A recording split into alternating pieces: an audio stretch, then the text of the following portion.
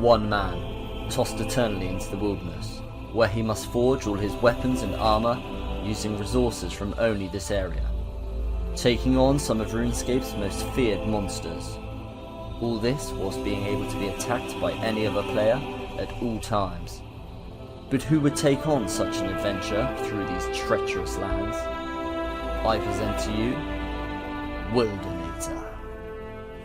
Previously, on the Wilderness Only Ironman, we managed to take down Venanatis and got ourselves a nice draconic two-handed drop. We also managed to do 100 Slayer tasks in a row, which gave us a nice point boost. We carried on with our mining and smithing grind. We tried to take down Venanatis, but unfortunately were successful as he just regened a little too quickly. And finally, we managed to take down Krystilla, which we've been trying to do for quite some time. Hello there guys, and welcome to episode 20 of the Wilderness Only Ironman series. Now this is actually the first clip I'm recording in a week, so it won't have been a weekly upload like normal by the time you guys are seeing this. And the reason behind that is, one, I've been really busy, but two, I've been trying to sort of learn to edit. Now I've spent a little bit of money getting the latest version of Camtasia. I had a really old version. I did try to film more, I didn't get along with it, so I've just been sort of teaching myself, learning how to edit and things like that. So this video is sponsored by Camtasia. No, I'm only joking, but in all seriousness, I have bought the latest version and it's what I'm going to be using now. So hopefully I'll be able to do a few more things. I mean, primarily the videos are going to be staying the same. However, it just gives me a little bit more flexibility in what I can deliver to you guys. That's enough rambling. That being said, let's get on with this video. And the first thing we're going to do is we've got an Anku's task, so we're going to go and do that one. Whilst I have been not recording, I have done a few lava dragon kills, and I'm sure we'll see a little bit of them later in the video. I don't know whether it's because we haven't been playing much recently or haven't had the time to play much, but man, I've missed the sight of Laren's Key. Thank you very much. That is the Anku's task, done and diddly dusted with some nice stuff in the looting bag. What have we got next, Krystilla? It's going to be 115 Black Demons. That's a pretty long one. It's one that I do quite enjoy and it's got some good drops, but it's not one we're going to do now. I think that we're going to go and do some lava dragons. First little trip finished up at the Lava Dragons. We're going to waste some bones, some rune items and some runes. We did get attacked up there, which is why it was cut slightly short. Only managed to escape with one food, even though he was a really low level noob, because I was just toying around with him for so long, kept entangling him around Venanatis. Should have pulled up the recorder, but I didn't. But yeah, it's good fun up at the Lava Dragons because you do get a little bit of activity. We're going to go up and do another trip. We got attacked whilst up at the Lava Dragons by this chap, and I don't want to tarnish all these PKs with the same brush, but generally Lava Dragon PKs aren't that great. So I used the Entangle trick. I thought I wasn't going to be able to use it because he had a mate, but fortunately he was one level too high, so we got the log out. A full trip finished up at the Lava Dragons this time, and it's a pretty nice one. We got the stuff in the inventory, we got the 12 onyx bolt tips, which are going to be some nice cash, and we also got a looting bag worth of bones and some other goodies, so really nice trip up here. This is where we kill them in this spot, because I can trap Venanatis on this side when he comes over, so it's really convenient. And also it's just a much easier escape from PKs.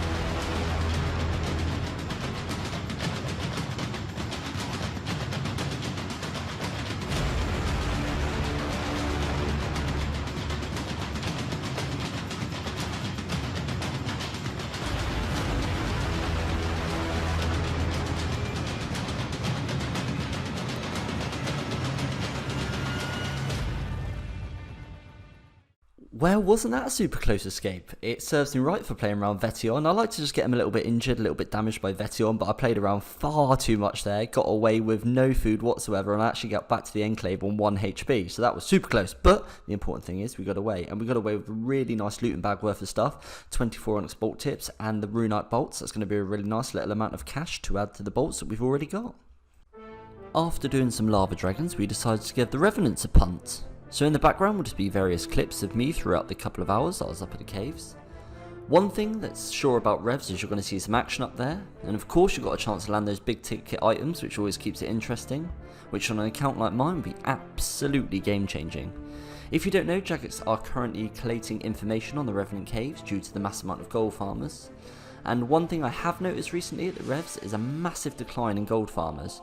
Obviously this is incredible to see, however, I do fear that they're intentionally doing it, intentionally not logging on, as they don't want Jagex to take some mass action against them and sort of cut off their golden farm and supply. If that is the reason, and I think it is, then that's a very clever move on their part. However, I hope the wall is not pulled over Jagex's eyes. That being said, it was amazing to see the Rev caves, a lot more how they should be, and you'll see from the clips I don't venture still far too into the caves because of clans and things, but it is nice seeing sort of legitimate PKs and legitimate clans. When I am dying, I generally do feel like they're PKs and not a massive amount of gold farmers after me. I have absolutely no issue getting PK'd whatsoever. In fact, I love the risk and the general hustle and bustle of the wilderness. It's why I made the account in the first place. It was promising to see this state of the Revenant caves, and I really hope it continues on. If it continues on in this manner, you know, it could be moving towards the right direction. And eventually, if that is the case, we will get one of those big ticket items on the account, I'm sure of it. It's just playing the waiting game and waiting up at revs.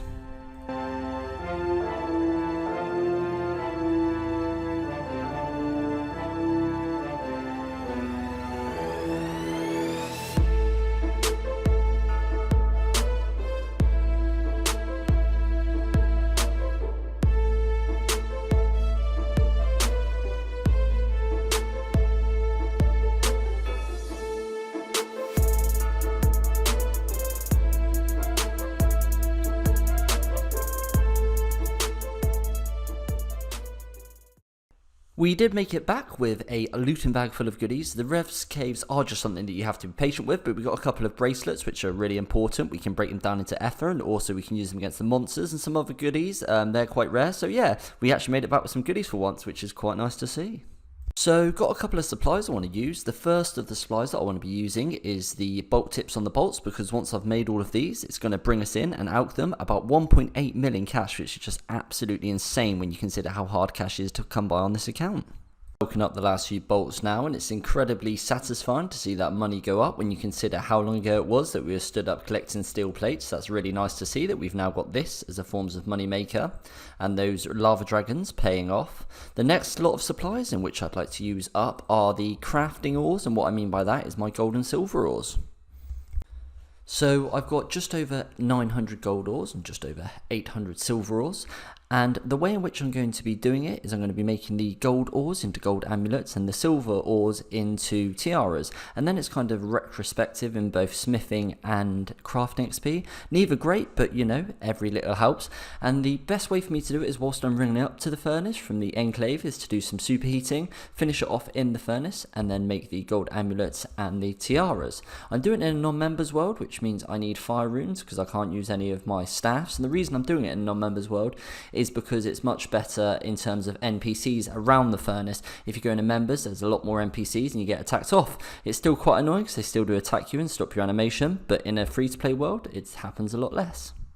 That is all the silver bars smithed and finished up. That took a little longer than I thought, because running up to the furnace and back does take a little while. But we've smithed all the silver bars, and now we're going to do all of the gold ore. But I'm first of all going to use my Larran's keys, because there's a chance from the Larran's keys that I might get some additional gold ore, as well as some other ores or bars. Okay, so let's see if we can get anything from these 3 Laronial keys. First key is going to be 261 lobsters. Okay, we do have a viable source of food, so they're not as good as they used to be, but I'll take 260 lobsters, no worries. Second one's going to be 3 rune full helmets, worthwhile. Anything but seeds is good really, and 173 gold ore, so all in all 3 fairly decent keys. I decided before I go back and do some more of the smithing grind, I wanted to kill some Venanatis, and the reason behind that was it's midweek, early morning, and quiet time of day, and if there's one thing I hope I've taught you guys, it's pick your wilderness activities wisely. So I decided to do myself some Venanatis and hope to get some good loots. And here we are getting our first kill, but unfortunately, as you can see, as an Ironman you do not get the loot. This often happens on my first kill, because obviously I can't see if somebody's attacked it. These kills take about 20 minutes, so hopefully eventually Jagex is going to implement something for Ironman, just to say at the start of the kill, this has already been attacked and you won't get the drop.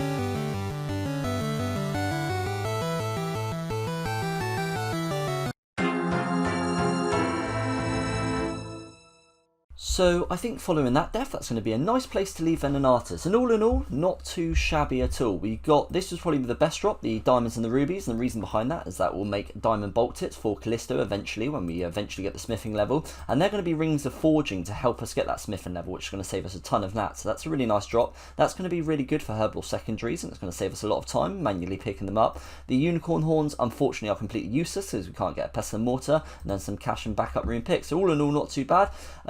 Yeah, we did die at the end, but he was a max 75 attack pure, so it was always going to be a really difficult escape. So good fight to the guy, and congratulations on the kill. And I think we're going to get back to the smithing grind. That is going to be the final level in which we're getting with these gold and silver ores, and it's actually a really nice level because it now means that we're going to be able to make ourselves some strength amulets.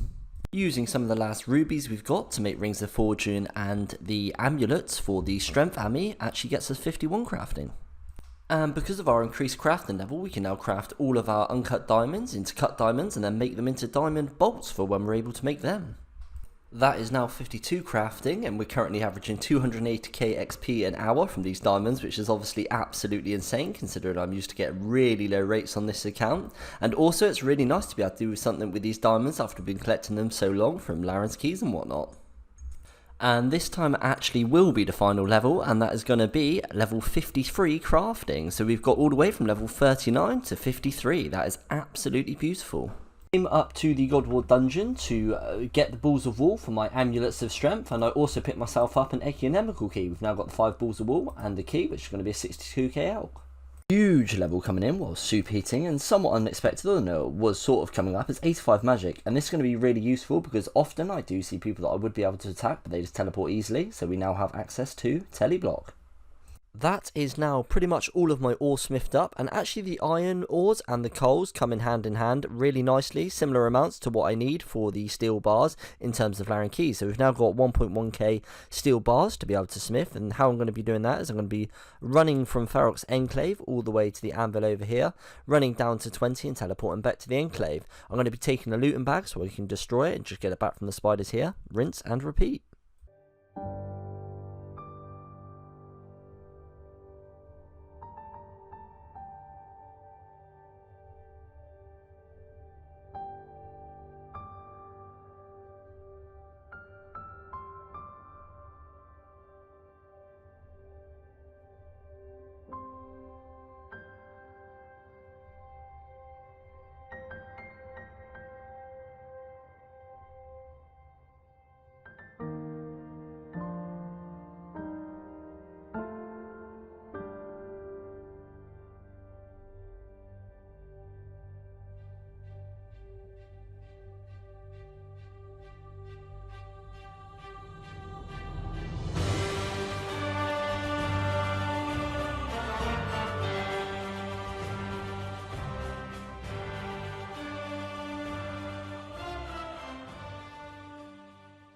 Now finished up with all of our steel bars, and we are now 7k away from 64 smithing, so we are continually chiseling away at that 73, and it's going to be absolutely huge when we do get it, especially now with all those diamond bolt tips.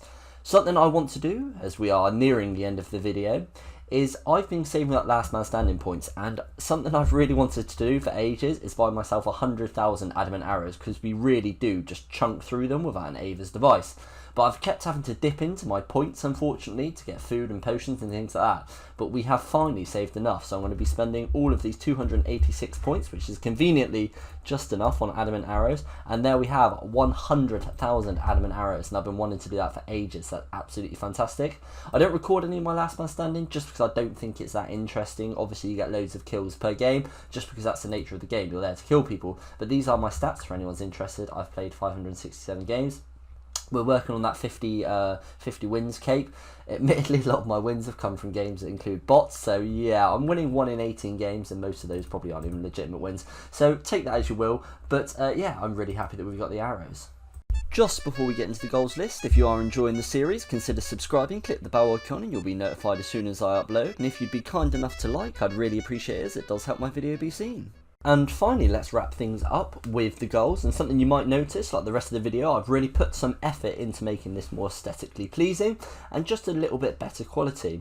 We haven't actually ticked off any of the goals within this episode, but it's really nice to have some of the longer term goals, because all of these small little grinds add up, and eventually when we do tick off those bigger grinds, it's going to be really, really nice. All of that being said, I really have put some time and effort into this video. I hope you guys have enjoyed it. I've really enjoyed making it as always. And until next time, guys, thank you very much for watching. I really do appreciate it, and goodbye.